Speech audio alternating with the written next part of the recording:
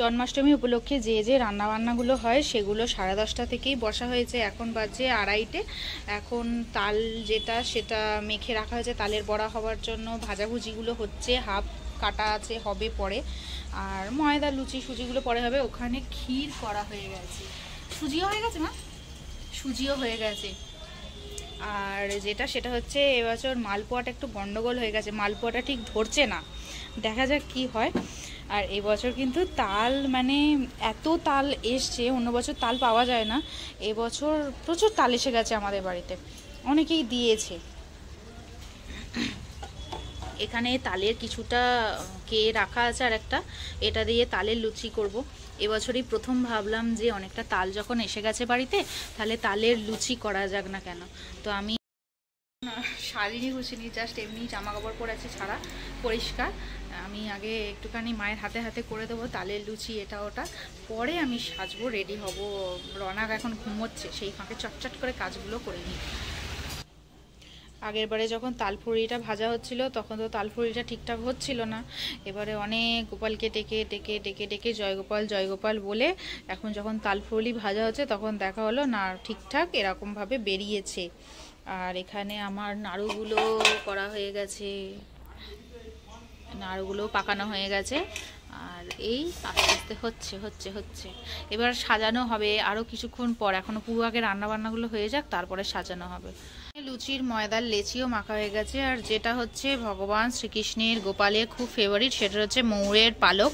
তো এই যে দোল্লাটা, পেতলের এই দোল্লাটা, তো এমনি পেতলের দোল্লা, কিন্তু এই দোল্লাটাকে ডেকোরেট করা অল্প অল্প করে শুরু হয়েছে। দোল্লাটাতে হচ্ছে ময়ূরের পালক দিয়ে এখন আঠা দিয়ে সেট করা হবে, পরে ফুলের মালাটা পরানো হবে, কিন্তু ময়ূরের পালকটা দিয়ে এখন সেট করা হবে। ওই জন্য ময়ূরের পালকটা এখন থেকেই কেটে কেটে রাখা হচ্ছে, যখন সাজানো হবে যাতে সুবিধা হয় বলে এটা ডেকোরেট করা হবে সুন্দর করে। এখানে লাড্ডু গোপাল বিরাজমান হবেন।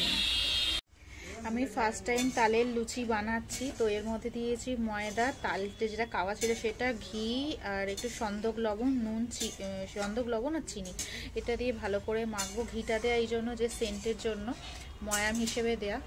আর এই যে এটাকে ভালো করে মেখে রেস্টে রাখতে হবে। পুচু বাবা ঘুম থেকে উঠে পড়েছে, আর এক বাড়ি থেকে আরেক বাড়িতে জিজ্ঞেস হচ্ছে তোমাদের কত বাকি, তোমাদের কত বাকি, তোমাদের কত বাকি, তোমাদের কত বাকি। বাবা দেখি তুমি সাজুগুজু করবে তো, দাঁড়াও আগে আমি আগে সব কাজ করে নিই, তারপরে তোমার সাজুগুজু কি কি।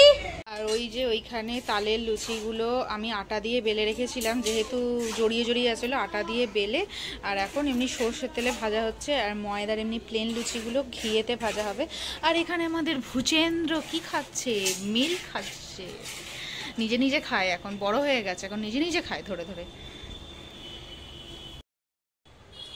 এই হচ্ছে আমাদের নটঘট গোপাল। নটঘট গোপাল এখন সবে ড্রেস আপ হয়েছে, তো এরপর পুরো মানে জুয়েলারি পরার পর কিরকম লাগে সেটা আপনাদের সাথে জুয়েলারিটা পরার পর শেয়ার করছি। ওকে ওকে ওকে ওকে ওকে 1 2 3। কেমন লাগছে সবাই আমাকে কমেন্ট করে জানাও। আমি ননিচোরা গোপাল তো, বলো বলো সবাইকে, বলো সবাইকে, হ্যাঁ বলো হ্যাপি জন্মাষ্টমী, হ্যাপি জন্মাষ্টমী। বরাবর বলো, আপি দাও সবাইকে। ওলে বাবালে, ওলে বাবালে, থাক খুব ভালো লাগছে, দাও। হ্যাঁ হ্যাঁ দাঁড়াও দাঁড়াও দাঁড়াও দাঁড়াও দাঁড়াও দাঁড়াও দাঁড়াও, এই না ওটা খোলে না, ওটা খোলে না, ওটা ওইখানে গোজাই থাকে, ওটা ওখানে গোজাই থাকে।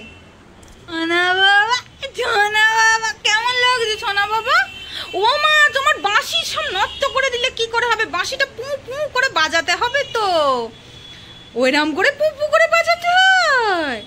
তাই চলো চলো আমরা ঠাম্মুকে দেখি।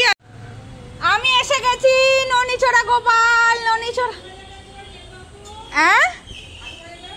কি ননিচোরা গোপাল, আমি এসে গেছি, ননিচোরা গোপাল। থামু আমাকে একটু দেখো, থাম।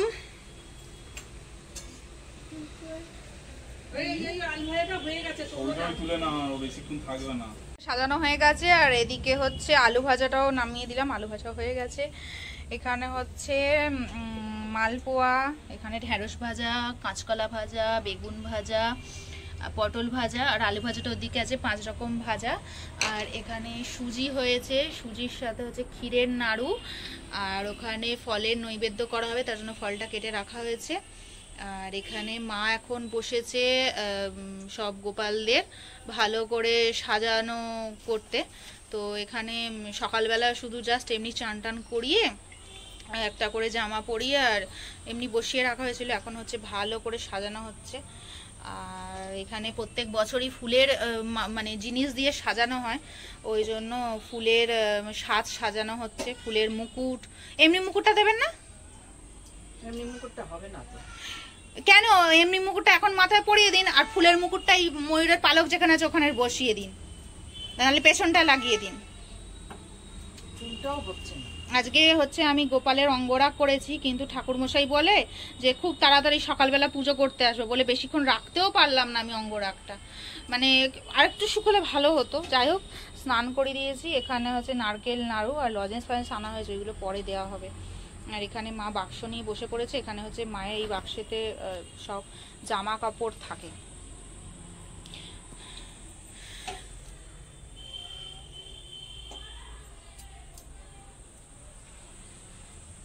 কপু সেজে নিক, ততক্ষণ ওইদিকে দেখি ছোট গোপালটা কি করছে।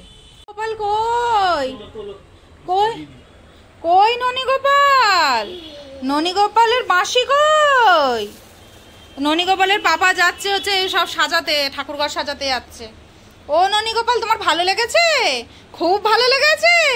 তাই এসো তাহলে একটা সেলফি তুলি।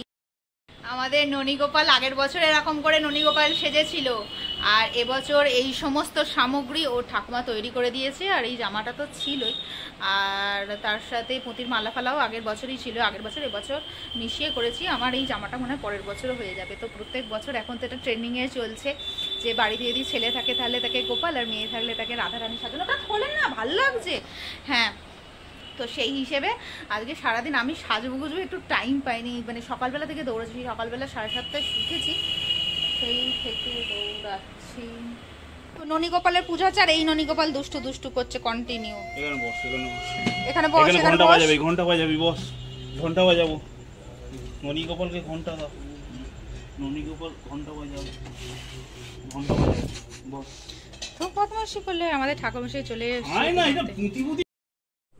তো জন্মাষ্টমী পালন করলে কিন্তু রাধাষ্টমীও পালন করতে হয়, ওই জন্য প্রত্যেক বছর আমি আর মা জন্মাষ্টমী পালন করার পরে রাধাষ্টমী পালন করি, যেহেতু রাধা বিনা কৃষ্ণ তো অসম্পূর্ণ থেকে যায় ওই জন্য।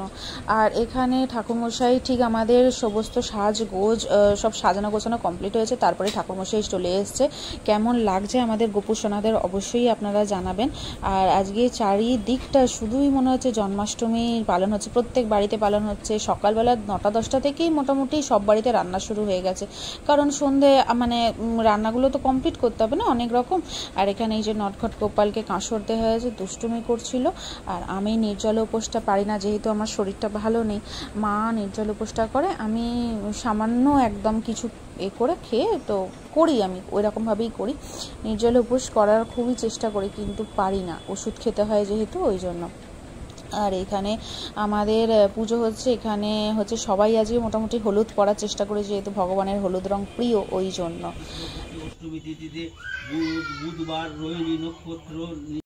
আমাদের এইসবে পুজো কমপ্লিট হলো। পুজো হওয়ার পরে অষ্টসত্তর শতনামটা আমি পড়লাম, ঠাকুরমশাই যে জন্মাষ্টমীর ব্রত কথা সেটা পাঠ করলো। পুজো সম্পূর্ণভাবে ভালোভাবে সুন্দরভাবে সম্পন্ন হয়েছে।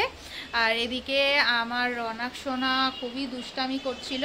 পুজো হয়ে গেছে, পুজো হওয়ার পরে কিছুক্ষণ ঠাকুর ঘরের দরজাটা দিয়ে রাখি আমরা, এরকমই নিয়ম সবাই বলে। আর পাশের বাড়ি জেঠিমাদের বাড়িতে ওই ঠাকুরমশাই গেছে পুজো করতে। তো এখন কিছুক্ষণ ঠাকুর ভোগ গ্রহণ করুক। আসলে ঠাকুরের কৃপা দৃষ্টি দিয়ে ঠাকুর ভোগ গ্রহণ করে। আর এবছর 5251তম জন্মদিনে ভগবান শ্রীকৃষ্ণের আপনাদের সবাইকে অনেক শুভেচ্ছা জানাই। এটা অনেক আগেই জানানো উচিত ছিল, কিন্তু এত গোলযোগের মাঝখানে ওটাই করা হয়নি। যাই হোক, ভগবানের জন্মদিনে আপনাদের সবাইকে শুভেচ্ছা। আপনারা খুব ভালো করে জন্মাষ্টমী উদযাপন করুন, বাড়িতে যেরকমভাবে পারেন সেরকমভাবে ভগবানকে সন্তুষ্ট করুন, ভগবানকে লাড করুন, দুলার করুন, অনেক অনেক অনেক অনেক ভালোবাসা ভালোবাসা।